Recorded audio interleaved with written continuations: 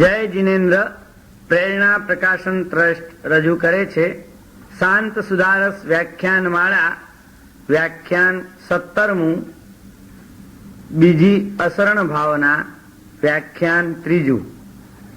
પ્રવચનકાર પૂજ્ય મુનિરાજ શ્રી જીનચંદ્ર વિજયજી મહારાજ બંધુ ત્રિપુટી. પ્રવચન સ્થળ ત્રિશલાનગર ટીજી પેવેલિયન મહાલક્ષ્મી મુંબઈ 26. પ્રવચન સમય તારીખ 28 જુલાઈ 1987 મંગળવાર.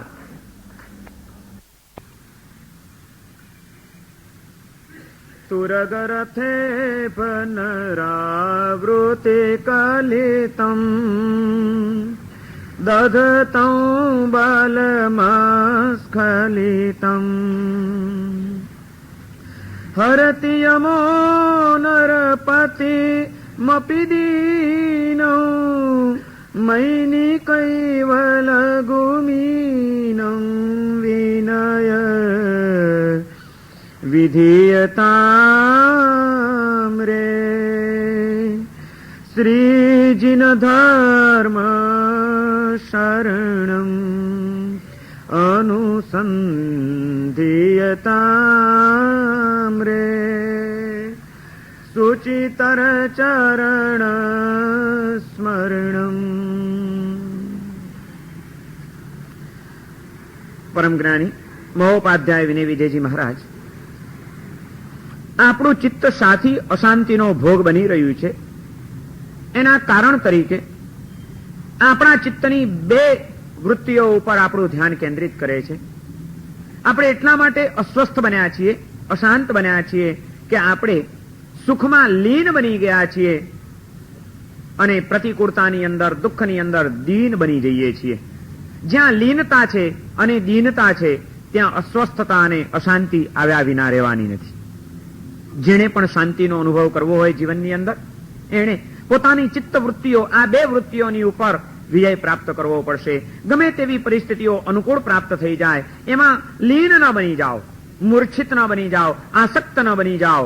અને ગમે તેવી કદાચ સામે મુશ્કેલીઓ આવીને ઉભી રહી જાય, કોઈ ભય આવીને આપણને સતત ભયભીત કરી રહ્યો હોય, એવા સંયોગો હોય, તે વખતે પણ હૃદયની અંદર જરાય દીન બનવાની કોઈ જરૂર નથી. લીનતા અને દીનતા બંને વૃત્તિઓની ઉપર વિજય પ્રાપ્ત કરવો બહુ જરૂરી છે, જેણે શાંતિનો અનુભવ કરવો છે તેને. પરંતુ સવાલ એક જ ઉભો થાય કે વાત સાચી, પણ અનાદિકાળથી એવા જ સંસ્કારો રૂઢ થઈ ગયા છે. જરાક કંઈક મનગમતું મળે છે, કંઈક પુણ્યનો ઉદય જાગે છે, કંઈક વ્યવસ્થિત જીવનમાં ગોઠવાય છે અને તરત જ ચિત્ત એમાં આસક્ત બની ગયા વિના રહેતું જ નથી. એકદમ લીનતા અને મૂર્છા આવી જાય છે અને કંઈક સામે આમ ધૂંધળું ચિત્ર ઊભું થાય છે અને તરત જ મનની અંદર ભયના, ચિંતાના, વ્યાકુળતાના વંટોળ શરૂ થઈ જાય છે. મન એકદમ અશાંત અને દીન બની જાય છે. આ લીનતા અને દીનતાને ટાળવી કેવી રીતે? કોઈ ઉપાય ખરો કે આ 2 વૃત્તિઓ અંદરમાંથી ટળી જાય છે? એ માટેનો પણ ઉપાય છે. વિનય વિજયજી મહારાજ આ લીનતા અને દીનતાને ટાળવા માટે અસરણ ભાવનાનું ચિંતન આપણને બતાડી રહ્યા છે. અસરણ ભાવના એ 2 તબક્કે કામ કરે છે. એ સુખમાં આવતી લીનતાને પણ તોડી નાખવા માટે સમર્થ છે અને ચિત્તની અંદર થતી વ્યાકુળતા અને દીનતા, એ દીનતાને પણ ખંખેરી નાખવાની શક્તિ એની અંદર પડેલી છે. કારણ કે આ અસરણ ભાવના, જે સંસારમાં આપણે જીવન જીવીએ છીએ, એ સંસારના પ્રત્યેક પદાર્થો અને પ્રત્યેક સંબંધોની વચ્ચે આપણે કેટલા અનાથ છીએ, કેવા અસહાય છીએ, કેવા નિરાધાર છીએ, એનું પણ આપણને એક દર્શન કરાવે છે. એની સાથે સાથે અસહાય, નિરાધાર અને અશરણરૂપ એવા આ વિશ્વની અંદર પણ એક તત્વ શરણરૂપ છે. તમે એના શરણે ચાલ્યા જાઓ, એની સાથેનો સંપર્ક સ્થાપિત કરી લો, એની સાથે તમારી ચેતનાને જોડી દો, તો કોઈ તત્વ તમને ક્યાંય પછાડી શકે એમ નથી. એવી પણ એક ખાતરી જગાડે છે. કોઈ તત્વ મને આધારરૂપ બની શકે એમ નથી. આ વિચાર આપણને બાહ્ય પદાર્થોમાં આવતી લીનતા અને આસક્તિને તોડાવી નાખશે અને એક પરમ કોઈક આધાર પડેલો જ છે એ વિચાર કોઈ પણ પરિસ્થિતિમાં આપણને દીન નહીં બનવા દે, આપણી દીનતાને ખંખેરી નાખશે. પહેલા અસરણતાનું ચિંતન કરવાનું છે અને એ બધી વાસ્તવિકતાનો ખ્યાલ આવી ગયા પછી જ ખરેખર જે શરણરૂપ તત્વ છે એનું મૂલ્યાંકન આપણે કરી શકશું, પછી જ આપણે એના શરણે જઈ શકશું. પહેલા તો હું આ બધું મારી પાસે ગમે એટલું મેં મેળવ્યું હોય, પ્રાપ્ત કર્યું હોય, પણ એ બધાની વચ્ચે પણ છેવટે હું નિરાધાર છું એ ખ્યાલ આપણા ચિત્તમાં સ્થિર થવો બહુ જરૂરી છે. નહીં તો નાનકડો પણ પુણ્યનો ઉદય આપણને આસક્ત બનાવીને લીન બનાવી દીધા વિના રહેશે નહીં. અને જે આત્મા લીન બન્યો, જે એમાં મૂર્છિત બન્યો, જે એમાં આસક્ત બન્યો, એ પોતાના કર્તવ્યનું ભાન ભૂલી જશે. એ એના જીવનની સાર્થકતાને ગુમાવી બેસશે.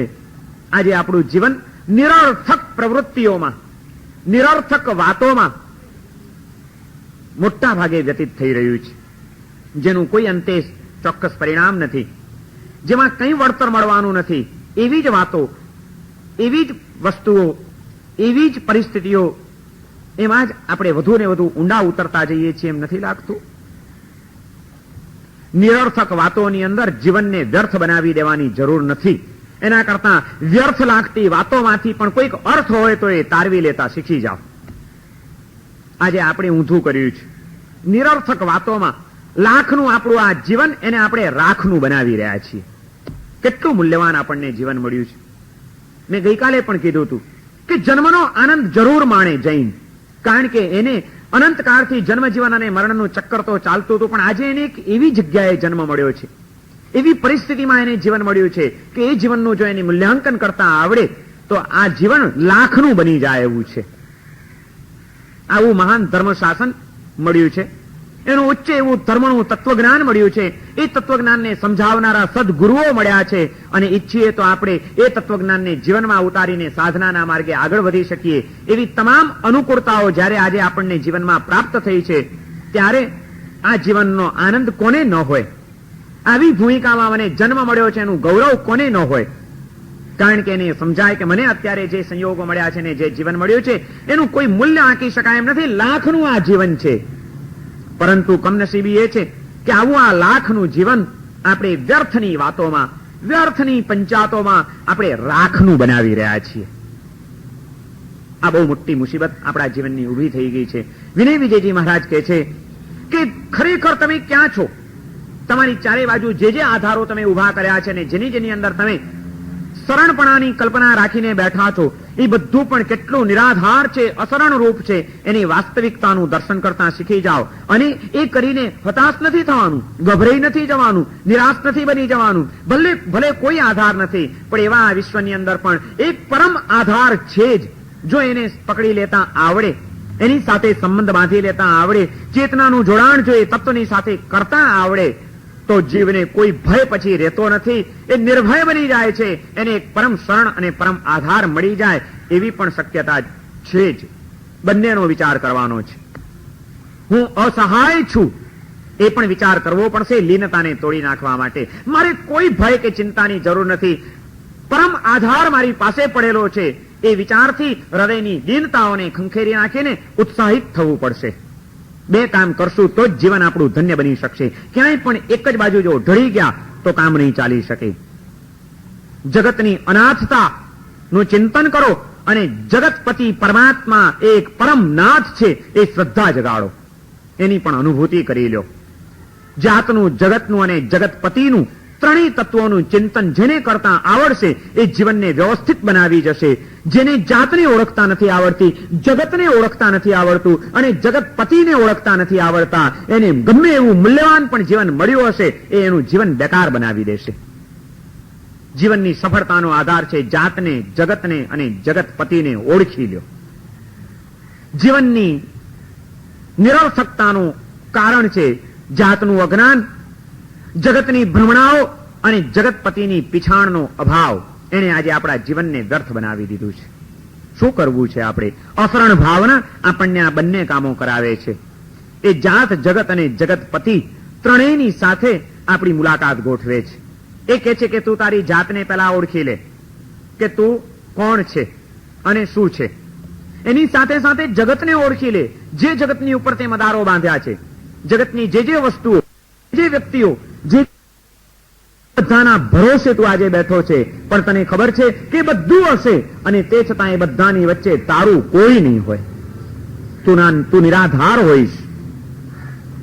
અભ્યાસ કર ઇતિહાસનું દર્શન કર. કેવા કેવા રાજાઓ, મહારાજાઓ, ચક્રવર્તીઓ, શેઠિયાઓ અને સાહુકારો આ પૃથ્વીની ઉપર આવી ગયા, જેમની પાસે ઘણું બધું હતું, અને તે છતાં એ બધાની વચ્ચે પણ એ નિરાધાર હતા. તુરગર અથેવ નરાવૃતિ કલિતમ દધતમ બલમસ્ખલિતમ. હાથી, ઘોડા, રથ, સૈન્ય, અસ્ખલિત બળ, આ બધું જ એની પાસે હતું. હરતી યમો નરપતિમપી દીનમ મૈનિક ઇવ લઘુ મીનમ.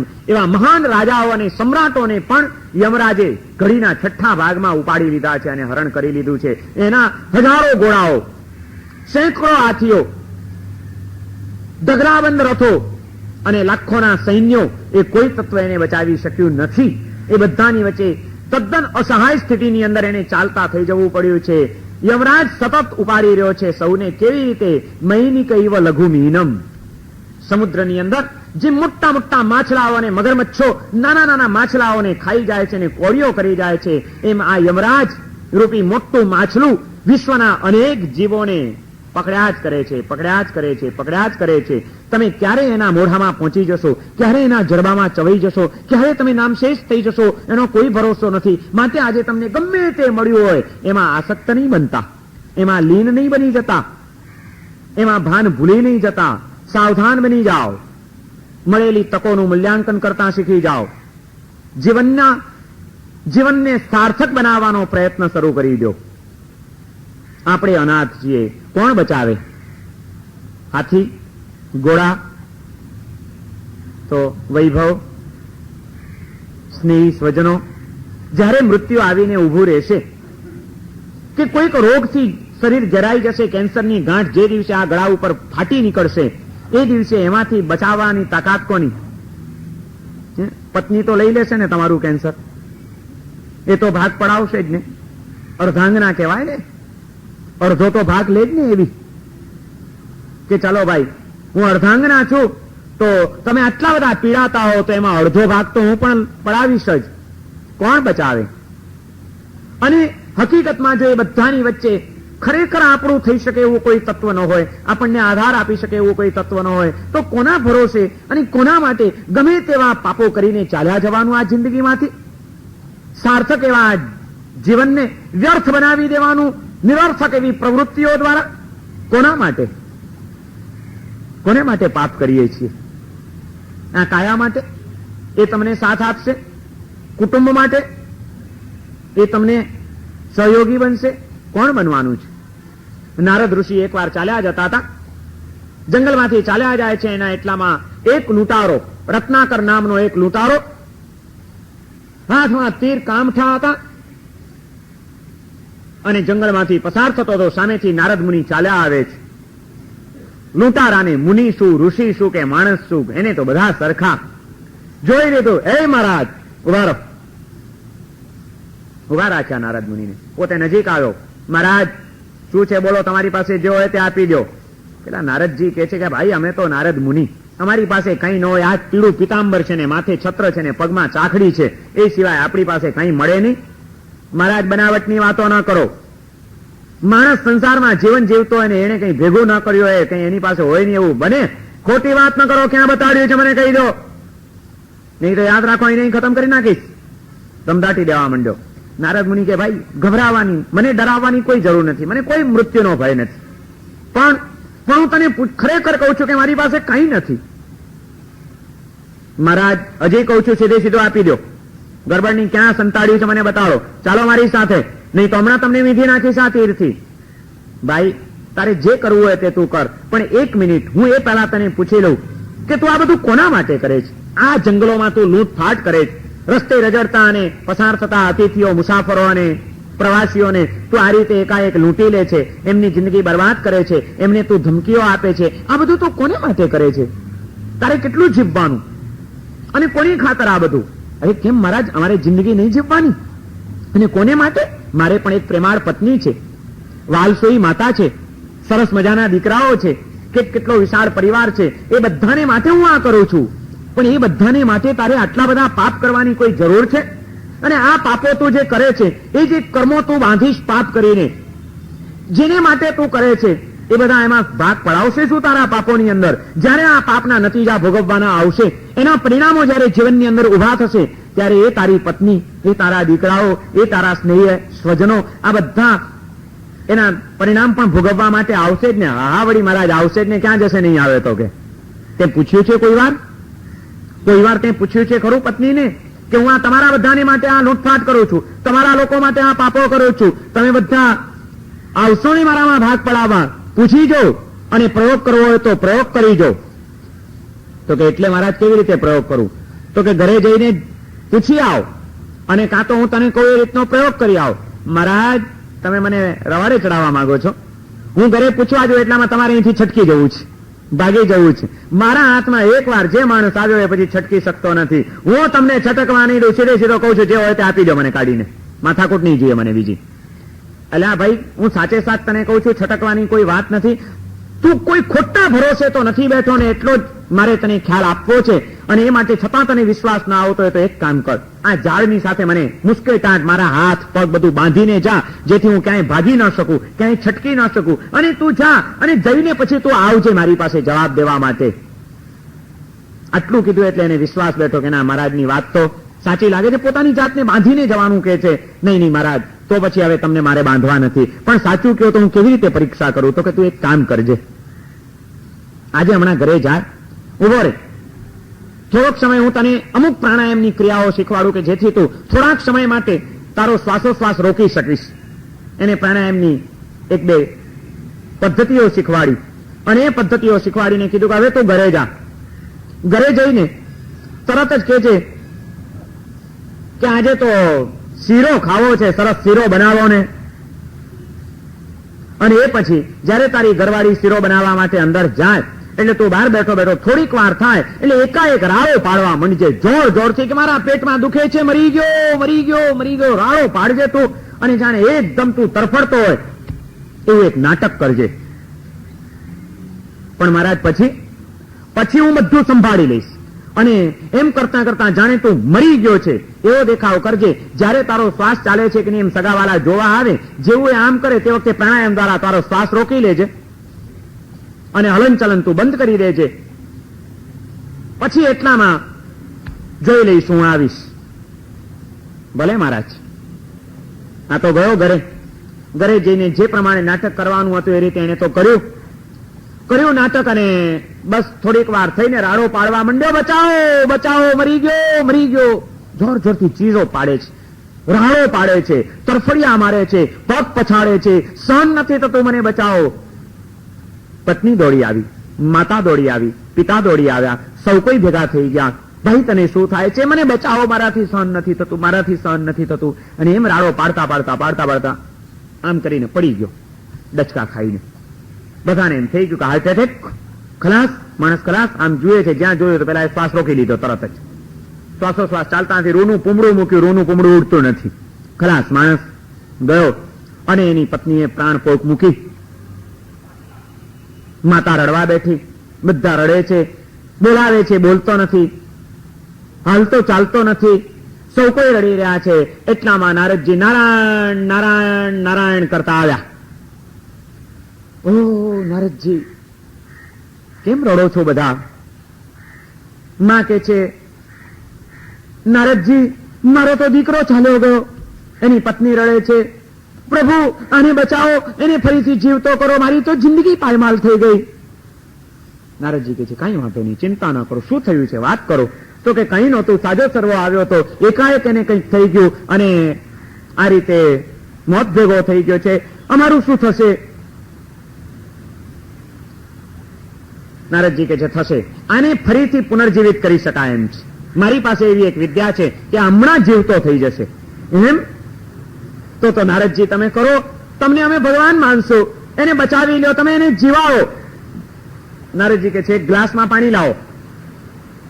ગ્લાસની અંદર પાણી મંગાવ્યું. નારદજીએ કંઈક મંત્ર પાઠ કરવાનું નાટક કર્યું, થોડાક મંત્ર ભણ્યા અને પછી હવે ગ્લાસ ઉપાડે છે. ગ્લાસ ઉપાડીને કે છે કે આ પાણી જે પી જશે, આ હજી મર્યો નથી, એનો જીવ તાળવે ચોંટી ગયો છે, પણ હવે ગમે ત્યારે એનું મૃત્યુ થઈ શકે છે. એક રોગથી એ ઘેરાયો છે, પણ મેં મંત્ર વિદ્યા દ્વારા એ રોગને આ પાણીમાં ઉતાર્યો છે. જે આ પાણી કોઈ પણ એક જણ પી જાય, જે પી જશે એ મરી જશે, પણ આ જીવી જશે. માતાજી આ પાણી પી લો, તમારા દીકરાને પુનર્જીવન આપો. માં કે છે, નારદ મુનિ, આપની વાત બિલકુલ સાચી છે. હમણાં જ આમ તો પી લઉં, પણ આ દીકરો જીવશે, પણ હું જ મરી જઈશ તો દીકરો માં વિના શું કરશે? અને બીજા પણ દીકરાઓ છે, કેટલાનું એ થાય? નહીં તો જરૂર કરત. પણ પ્રભુ, માં ખસી ગઈ. નારદજી એની પત્નીને કહે છે કે તું તો એમ કહેતી હતી કે હવે અમારું શું થશે, ગમે તેમ કરીને જીવાડો, આ તો મારી જિંદગી છે, તારે એને જીવાડવો છે, તું પાણી પી લઈશ. હું જ જો મરી જાઉં તો પછી એ જીવ્યા કે ન જીવ્યા મને શું ફાયદો? પત્ની પીતી નથી, કોઈ કહેતા કોઈ પીતો નથી. નારદજી કહે છે કે જો એવું નહીં કરો તો હવે આ નહીં બચી શકે, માટે ગમે તેમ કરો, કોઈક પણ તમે વિચાર કરી લો, એક જણાએ તો ભોગ આપવો પડશે. જે પીશે એ મરી જશે. હું અંદર બેઠો છું, તમે વિચાર કરો. આ લોકોએ વિચારણા કરી. પેલો કે છે તું પી, ને પેલો કે છે તું પી.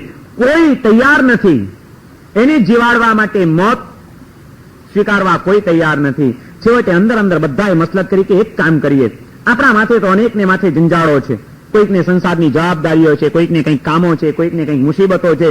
એક કામ કરીએ, સંતો હંમેશા કરુણામૂર્તિ હોય છે. આપણે બધા પગ પકડીને નારદ મુનિને વિનંતી કરીએ કે ગુરુદેવ, આમે કરુણામૂર્તિ જ છો. આવ્યા બધા અંદર.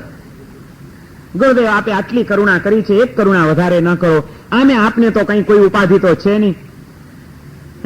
સાધુ મરે તો કઈ કોઈને ખરું?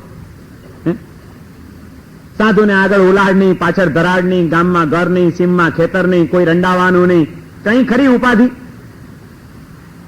તરત જ જરા સગાવાલા ભેગા થઈને કહે છે કે બાપજી, આમે સંતો તો કરુણા મૂર્તિ જ હોય છે, એ તો પરોપકાર માટે જ જીવન જીવતા હોય છે.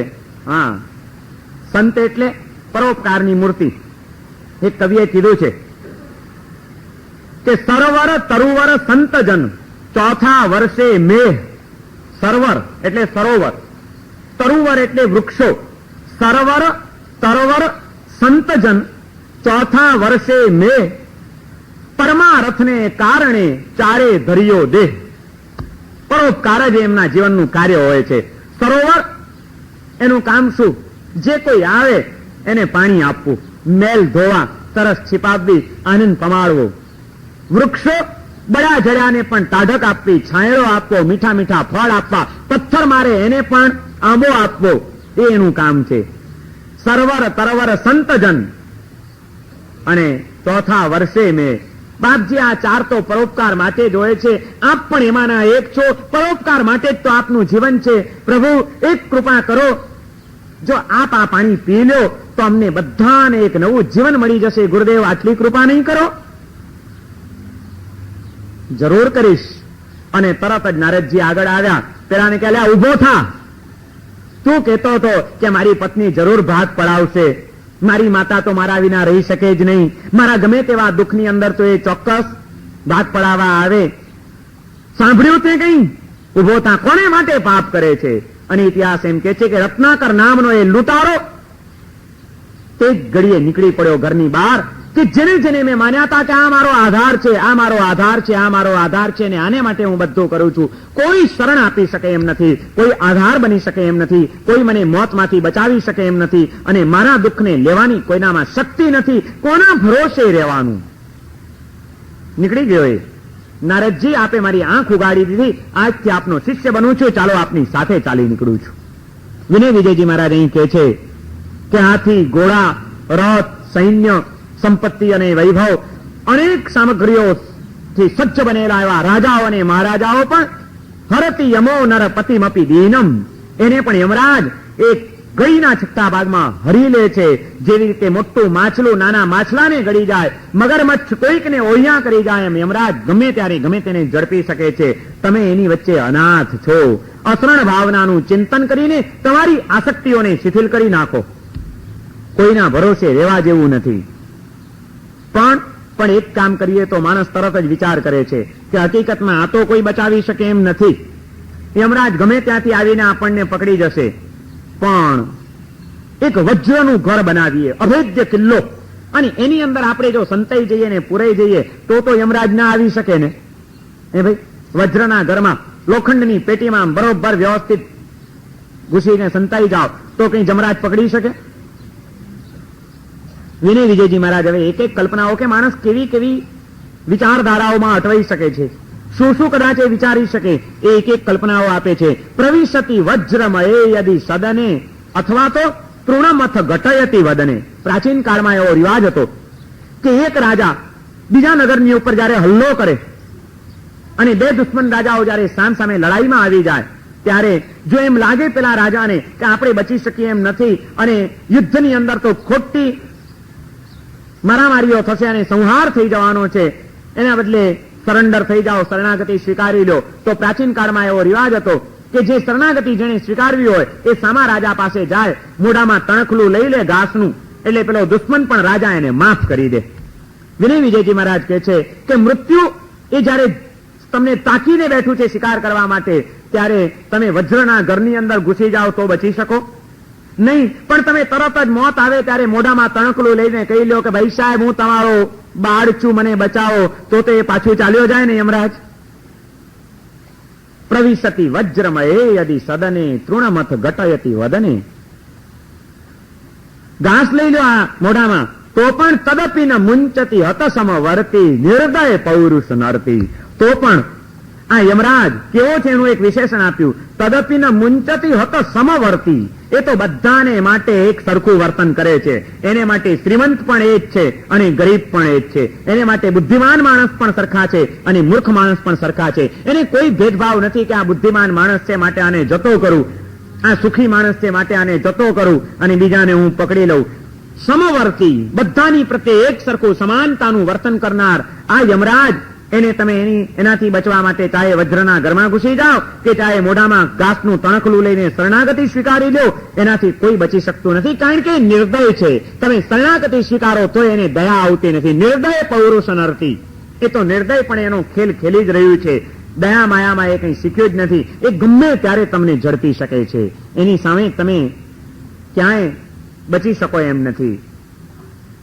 વજ્રનું ઘર પણ ન બચાવે, ઘાસનું તણખલું પણ ન બચાવે, પણ એક કામ કરીએ તો કોઈક વિદ્યાનો પ્રયોગ કરી લઈએ, કોઈક મંત્ર સાધના કરી લઈએ, કોઈક દેવતાને સિદ્ધ કરી લઈએ તો વાંધો ના આવે ને ભાઈ. વિદ્યાધરને મરવું પડે ખરું? વિનય વિજયજી મહારાજ કહે છે વિદ્યા મંત્ર મહૌષધિ સેવામ સૃજતુ વસીકૃત દેવામ.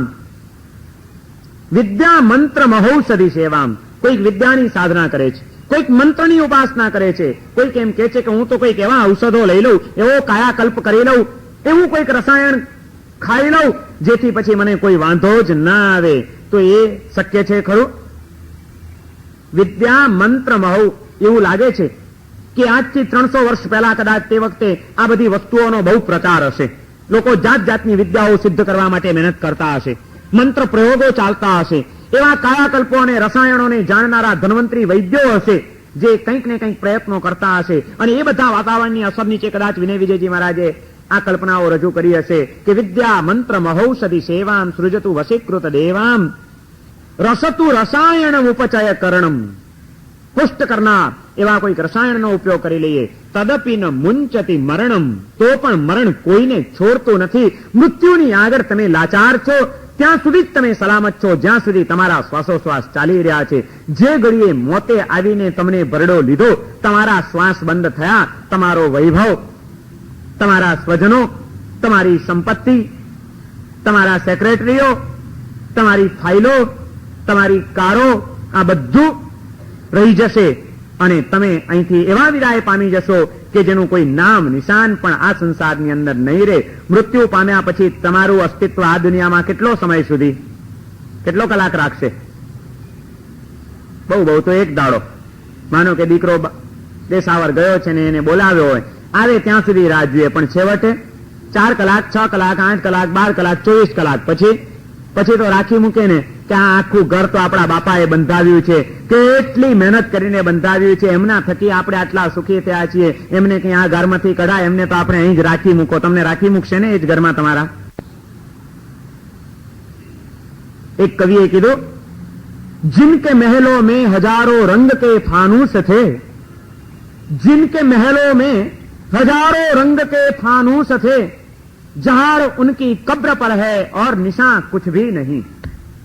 જે રાજાઓ અને મહારાજાઓના મહેલોમાં જાત જાતના રંગબેરંગી ફાનસો લટકતા હતા, રોશનીઓ થતી હતી, રાજસભાઓ ભરાતી હતી અને વૈભવની અંદર જે મત્ત બનીને જીવન જીવતા હતા એવા રાજા મહારાજાઓના એ રંગબેરંગી મહેલોની પણ હાલત શું થઈ?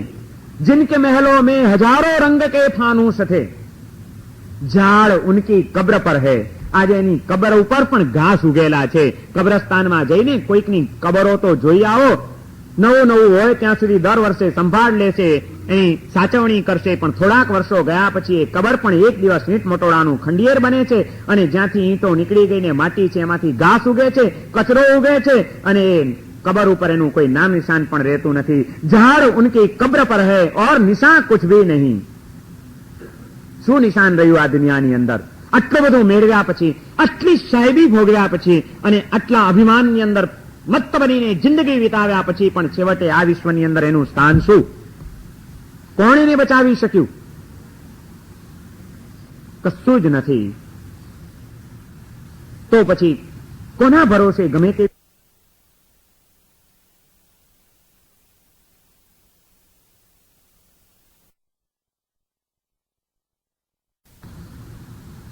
તો પછી કોના ભરોસે ગમે તેવી જિંદગી જીવતા ચાલ્યા જવાનું? કોના ભરોસે?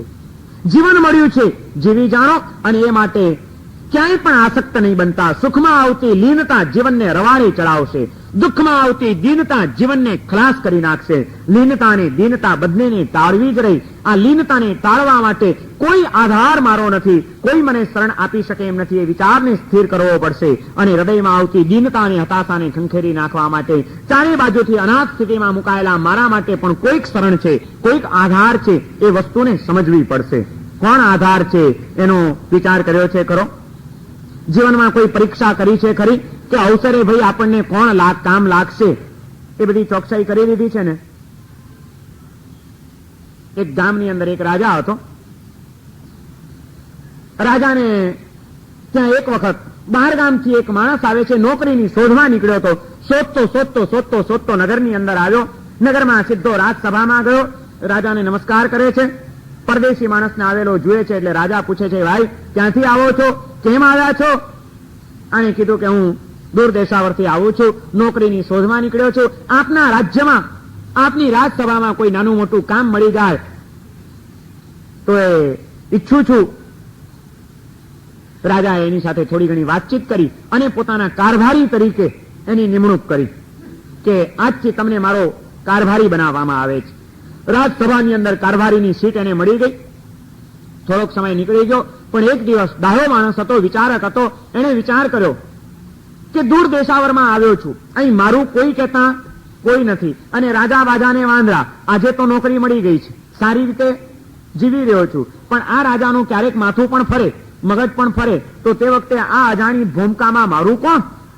કોઈક આપણે આપણો આધાર તો રાખવો જ જોઈએ કે જે અવસરે મુશ્કેલીમાં પણ આપણને કામ લાગે.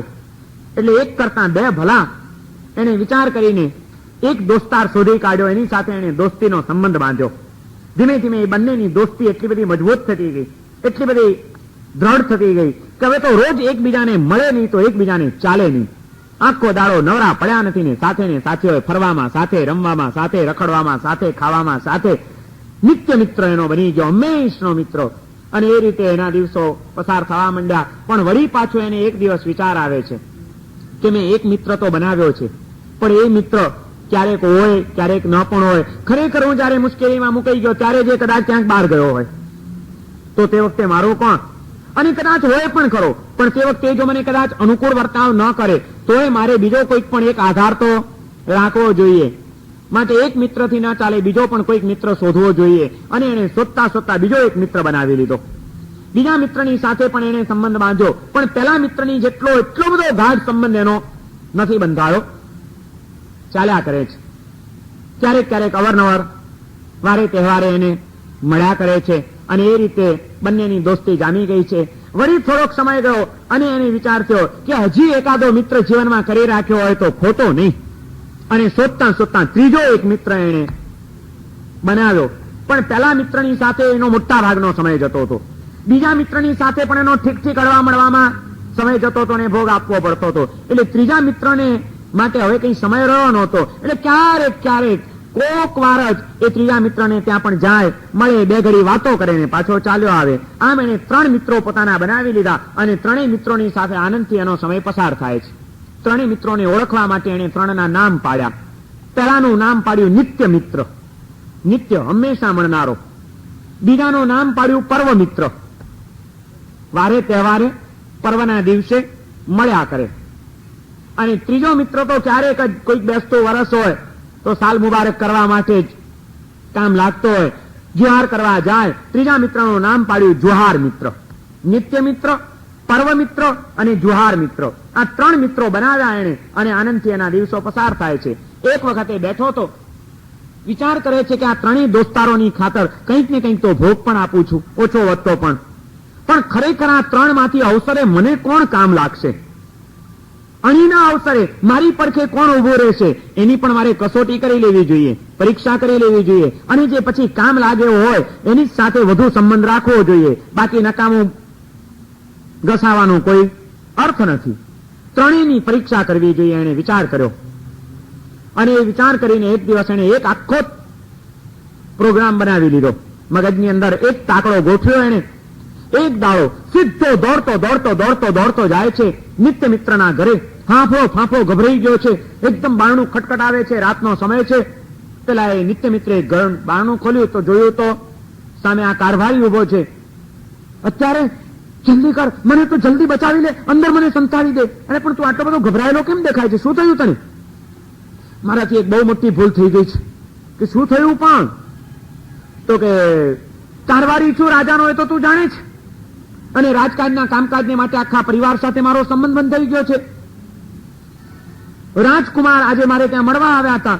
મને દુર્બુદ્ધિ સૂજી, સોનાના ઘરેણા એના કંઠમાં લટકતા હતા, આભૂષણો હતા. મારા અંતરમાં લોભ જોર કરી ગયો અને એ બધું પચાવી પાડવા માટે મેં રાજકુમારનું ખૂન કરી નાખ્યું છે.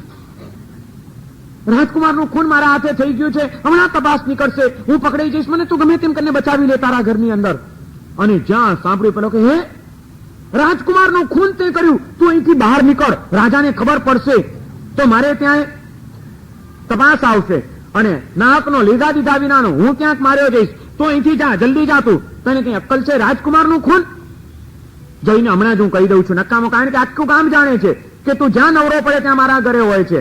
એટલે લોકો તો એમ જ સમજશે કે આ પણ એની સાથે જ હશે. મારે કઈ એવા કૂટાઈ જવું નથી. તું જાણે ને તારા કર્મ જાણે, અને એ માટે મારે જ પહેલા જઈને કહી દેવું પડશે. હું હમણાં જ રાજાને જઈને કહી દઉં છું કે આ કારભારીએ તમારા રાજપુત્રનું ખૂન કરી નાખ્યું છે.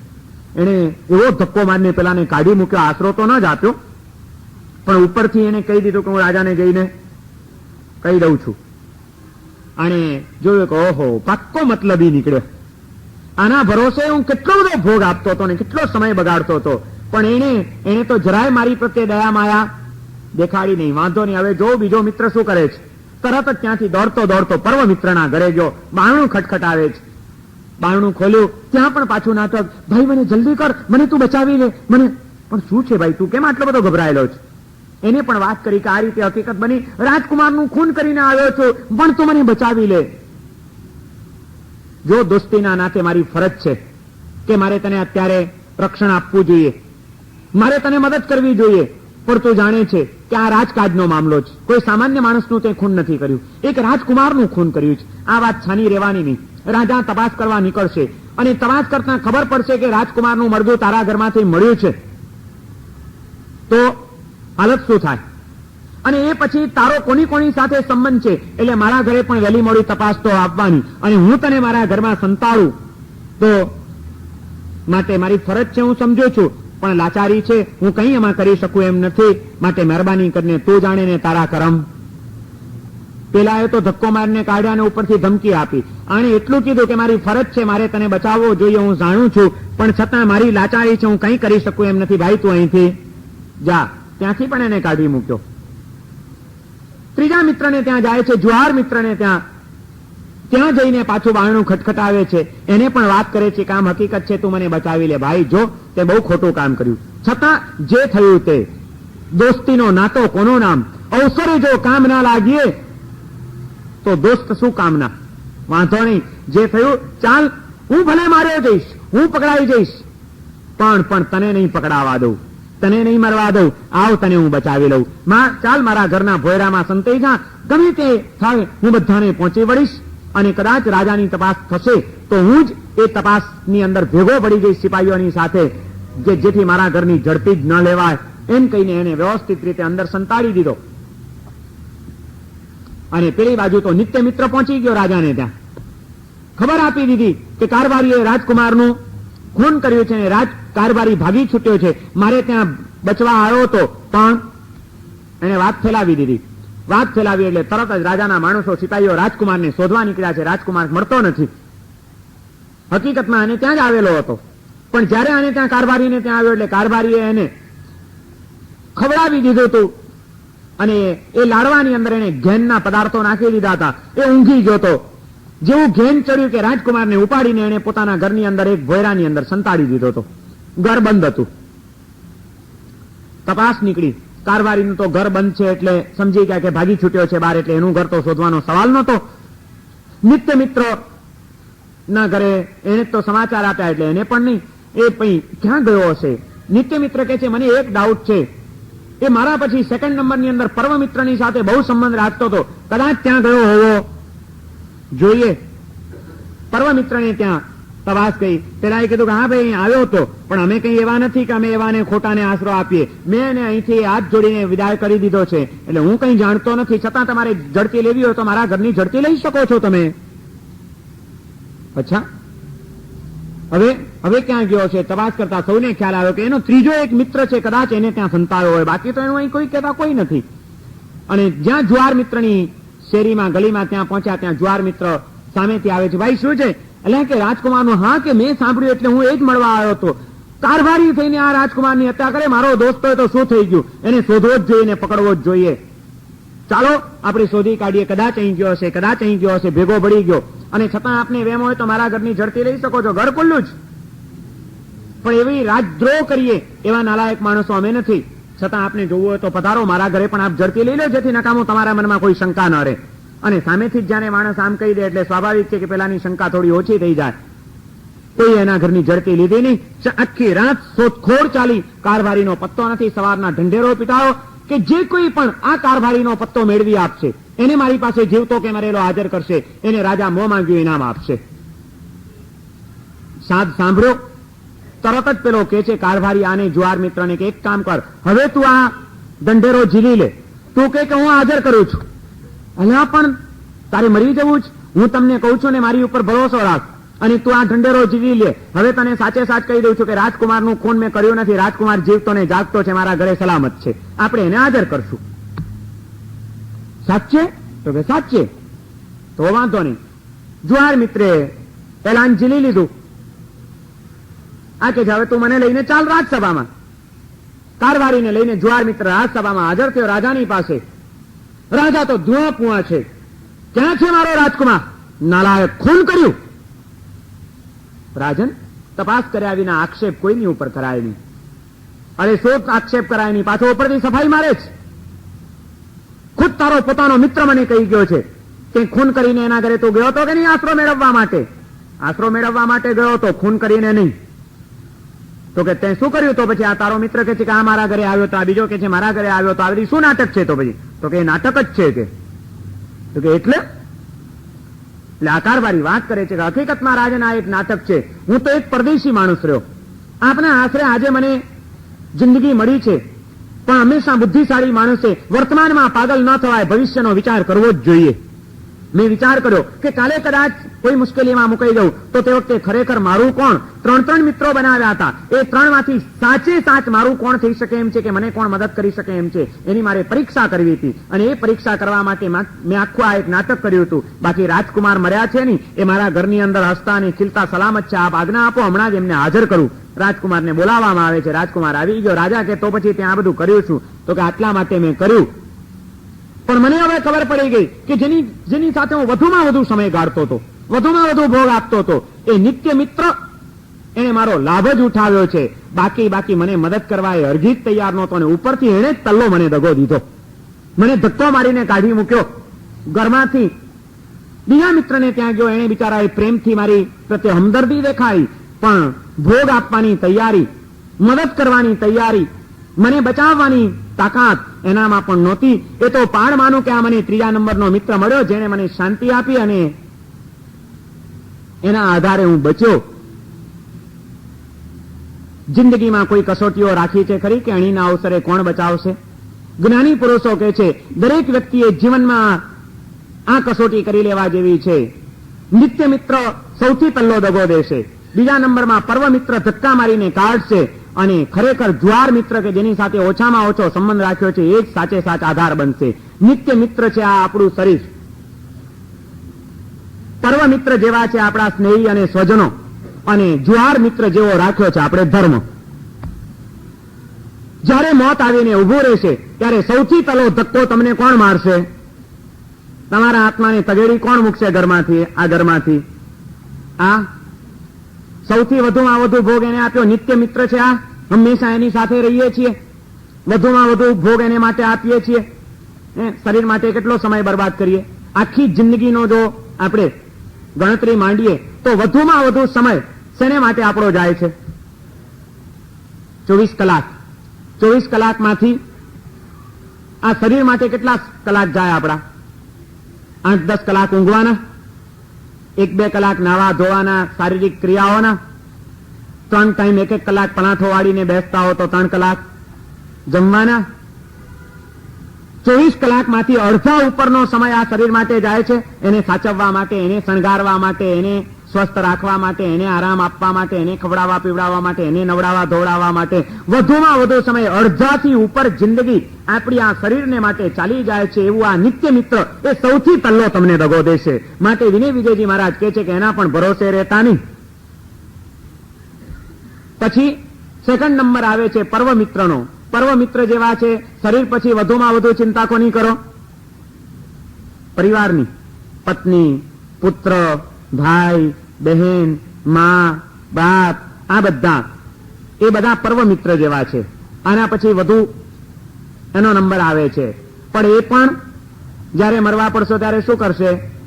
અમારી ફરજ છે, અમને બહુ દુઃખ થાય છે, તું જલ્દી સાજો થઈ જા, અમે ભગવાનને પ્રાર્થના કરીએ, તું બચી જાય તો સારું. પેલો કે પણ તમે મને બચાવો, તો કે અમે તને બચાવી શકીએ? બચાવવાની તાકાત ખરી એનામાં? પર્વ મિત્ર જેવા સ્વજનો છે. જ્ઞાની પુરુષોએ કીધું કે ઠીક છે, પેલા કરતા એ તમને વધુ જરાક કુણી લાગણી દેખાડે છે, પણ આખરે એ પણ તમને આશરો આપે એમ, એ પણ આખરે તો તમને કાઢી જ મૂકશે.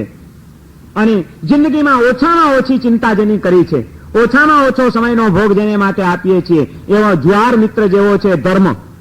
કેટલો સમય એનો? 24 કલાકમાંથી એને માટે કેટલો સમય આપણે ફાળવીએ?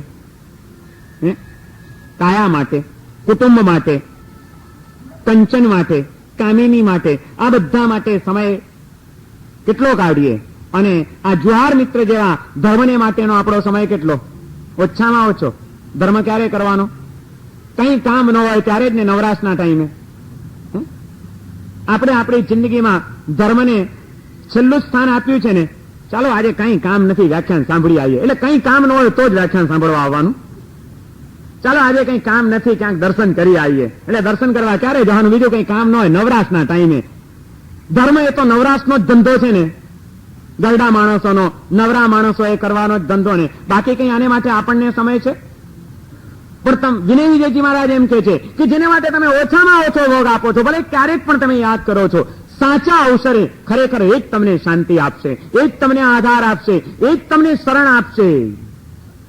પરીક્ષા કરી લો જીવનની અંદર, સાચો આધાર કોણ બનવાનું છે, સાચું શરણ કોનું મળવાનું છે? કોઈ દિવસ વિચાર કર્યો છે ખરો? રાજાઓ અને મહારાજાઓ પણ મોત ભેગા થઈ ગયા.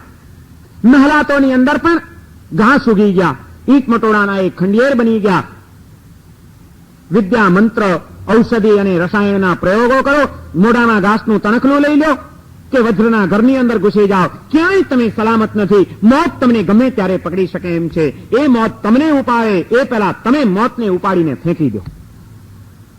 મરવું જ ના પડે વારંવાર એવી કોઈ જીવનની અંદર સાધનાઓ કરી લો. કરવી છે? કઈ સાધના કરવી છે? શું કરવું છે આપણે? કોના ભરોસે રહેવાનું છે? વિનય વિજયજી મહારાજ આપણને લીનતામાંથી મુક્ત કરવા માટે, સુખમાં આવતી લીનતા અને પાગલપણું એમાંથી ખસેડવા માટે આ અતરણ ભાવનાનું ચિંતન બતાડે છે કે આ એક એક વસ્તુઓના સ્વરૂપને ઓળખી લેજો, સમજી લેજો. જુહાર મિત્ર જેવા ધર્મની સાથે સંબંધ વધુ બાંધી લેજો. નિત્ય મિત્ર અને પર્વ મિત્ર જેવા આ તત્વો ભલે રહ્યા આજે તમારી પાસે, પણ હવે એની સાથે તમે સમજીને જીવજો કે ખરેખર આ અવસરે એમાંનું કોઈ તત્વ તમને ઉપયોગી બની શકવાનું નથી. આ શરીરને આટલું બધું સાચ્યું પછી ઉપયોગી બને? આ શરીર માટે કેટલો ભોગ આપ્યો, કેટલું ખવડાવ્યું? આ શરીરને આપણે ખવડાવ્યું કેટલું? તમે કોઈ દિવસ ગણતરી માંડી છે? તમે રોજ કેટલી રોટલી ખાઓ 2 ટાઈમની ભેગી થઈને? 10 તો ખાતા હશો ને? 2 ટાઈમની 10 રોટલી મહિનાની કેટલી થાય? 300. 12 મહિનાની તમે ગણતરી તો કરો એક દિવસ, અને તમે કલ્પના કરો કે રોટલીના થપ્પા લગાવો તમે. આપણા આ નાનકડા પેટમાં આપણે કેટલું બધું ઠોકી માર્યું છે આજ સુધીમાં. એનો કોઈ દિવસ તમે આમ ગણતરી કેલ્ક્યુલેશન કર્યું છે ખરું કે રોજની 10, મહિનાની 300, 12 મહિનાની 3600, અને જિંદગીના કેટલા વર્ષો થયા? 50 વર્ષો થયા. હવે 3600 ને 50 ગુણી નાખો તો એટલી તો ખાલી રોટલીઓ, હજી ભાત બાકી છે, શાક બાકી છે, માલ મલીદા બાકી છે. કેટલું બધું નાખ્યું. આટલું બધું તમે જેને આપ્યું એ તમને સામે પાછો એનો જવાબ તો આપે જ ને કે ભાઈ તે મને સાચવવા માટે આટલું બધું આપ્યું છે, આ દેહને સાચવવા માટે હે આત્મા તે આટલો બધો ભોગ આપ્યો છે, એને માટે આટલી મહેનત કરી છે, વાંધો નહીં, હવે તારે તારી જાતને સાચવવી છે તો ક્યારેક હું પણ ભોગ આપીશ. ચાલ, તારે તપ કરવો છે, હું જરાય આડું નહીં આવું, હું તને સરસ રીતે તપ કરવા દઈશ. એને સામે જવાબ આપે ને, કસોટી કરવી છે, આપણે કરવાની છે. હવે પરમ દિવસથી કસોટી છે કે કોણ કોને આધાર આપે છે. હા, હવે પર્યુષણ માથે આવે છે એટલે નેટ પ્રેક્ટિસ ચાલુ કરવાની છે. હવે આ ક્રિકેટરો હોય ને, ટેસ્ટ રમવાની હોય એ પહેલા શું કરે? નેટ પ્રેક્ટિસ કરે ને. એમાં પર્યુષણ આવે છે, હવે એની નેટ પ્રેક્ટિસ શરૂ કરવાની છે. અને એ સૌથી પહેલી 3 દિવસની પ્રેક્ટિસ છે. પરમ દિવસે ગુરુ, શુક્ર અને શનિ મહિનાનું ધાર આવે છે. જેમને માસ ખમણની તપશ્ચર્યાઓ કરવાની હશે એ હવે શરૂઆત કરશે. કોઈ 4th થી કરશે, કોઈ 5મ થી કરશે. ગુરુ, શુક્ર અને શનિ 3 દિવસ આપણે શંખેશ્વર પાર્શ્વનાથ ભગવાનની આરાધનાના 8મ તપની આરાધના કરવાની છે. 3 દિવસની 8મ તપની આરાધના, તપ અને એની સાથે પરમાત્માનો જપ. પાર્શ્વનાથ ભગવાનની આરાધના એટલી પ્રભાવશાળી આરાધના છે, શાસ્ત્રોની અંદર એમ લખેલું છે કે જેને સમાધિ મરણ જોઈતું હોય, મરવાનું તો છે જ, પણ અમારું મૃત્યુ સમાધિપૂર્ણ મૃત્યુ બને તો એ સમાધિ મરણ માટે પાર્શ્વનાથની આરાધનાને શ્રેષ્ઠ ગણવામાં આવી છે. જે પાર્શ્વનાથ ભગવાનનો આરાધક હોય એનું મૃત્યુ અસમાધિ ભર્યું ન બને, એને વિધિપૂર્વક પાર્શ્વનાથની આરાધના કરવી જોઈએ. અને એમાં એવા પાર્શ્વનાથની અંદર આજે પ્રભાવવંતું, ચેતનવંતું, ચમત્કારી જો કોઈ એ પરમાત્માનું તીર્થ સ્થળ હોય તો એ શંખેશ્વર તીર્થ છે, જેને આજે પણ લાખો આત્માઓ હૃદયની પરમ શ્રદ્ધાથી માને છે અને એમની શ્રદ્ધાઓ ફળીભૂત થાય છે. જીવનના બાહ્ય વિઘ્નો પણ જેના પ્રભાવે દૂર થાય છે અને સાધનાના આંતર વિઘ્નો પણ જેના પ્રભાવથી ખસી જાય છે અને આત્માનો જ્વલંત વિકાસ થાય છે. એવા પ્રભાવશાળી શંખેશ્વર પાર્શ્વનાથ ભગવાનની વિધિપૂર્વકની આરાધના પરમ દિવસથી આપણે કરાવવાની છે. ગુરુ, શુક્ર અને શનિ સામુદાયિક આરાધના જોડાવું છે ને. આટલી બધી રોટલીઓ આપ્યા પછી 3 દાડા આવે એ નહીં આપે તમને સપોર્ટ. એને કહેવાનું કે મેં તારી ખાતર ઘણો ભોગ આપ્યો છે, હવે 3 દાડા તું મારી કંપનીમાં રહે, ચાલ મને સાથ આપ. ઢીલા નથી પડવાનું, સાથે રહેવું પડશે. અરે કયો તો ખરા, જુઓ તો ખરા કે કેટલી મદદ કરે છે. અને એ નહીં કરે તો શંખેશ્વર પાર્શ્વનાથ ભગવાન તો કરવાના જ છે મદદ, ગભરાવો નહીં. હા, એમ વિચાર નહીં કરતા કરશું ને પછી ચા નહીં મળે, માથું ચડી જશે તો, સાંજના ઢીલા પડી જઈશું તો, ઉપવાસ કરીએ છીએ પણ મારા સાહેબ એટલી બધી વોમિટ થાય છે ને પછી આમ કેવી રીતે થાય. શંકાઓ ન કરો, ભગવાન પાર્શ્વનાથની ઉપર વિશ્વાસ રાખો. એના અચિંત્ય પ્રભાવથી આપણે આરાધના કરવાની છે, નહીં કે આપણે આપણી હોશિયારીથી કરવાની છે. પાર્શ્વનાથ ભગવાનનો પ્રભાવ જ એવો હોય છે કે સાધના ક્યાં થઈ જાય એની ખબર પડતી હોતી નથી.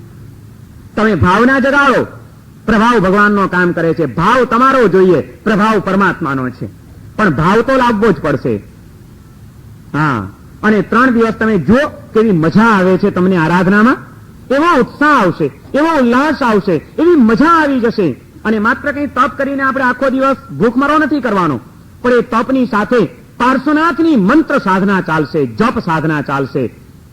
કે જે જપ સાધના આપણી અસમાધિઓને ટાળી દેશે, જીવનની અશાંતિઓને હડસેલી દેશે અને જીવનને શાંતિભર્યું અને મૃત્યુને સમાધિભર્યું બનાવવાની એક ભૂમિકાનું નિર્માણ કરી આપશે. એ રીતે આ આરાધના કરવાની છે. સર્વમંગલ માંગલ્યમ સર્વકલ્યાણકારણમ પ્રધાનમ સર્વધર્માણામ જૈનમ જયતિ શાસનમ.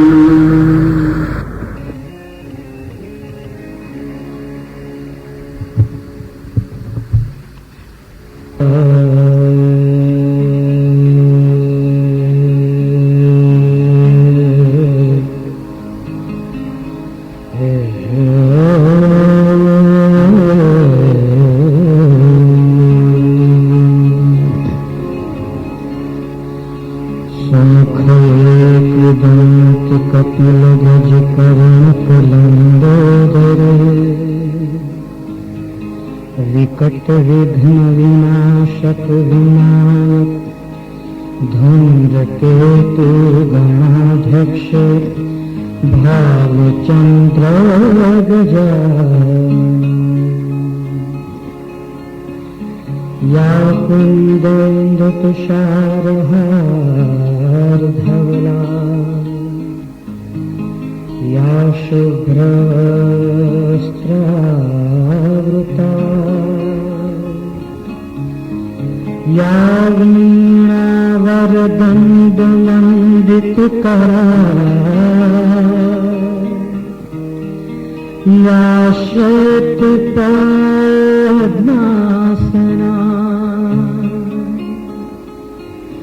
या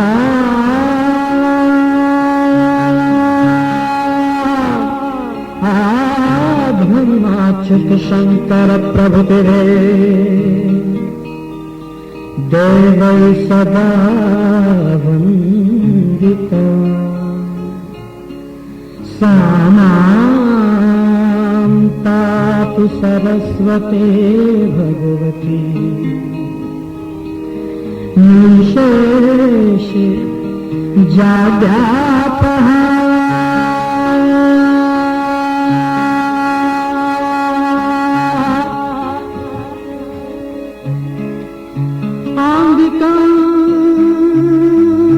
भुवनं यस्य वाचिकं सर्वदा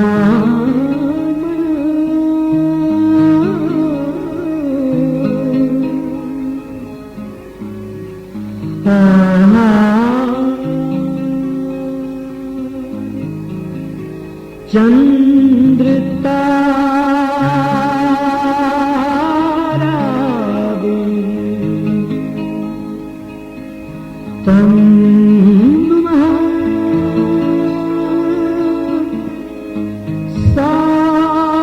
सात्विकं शिवम्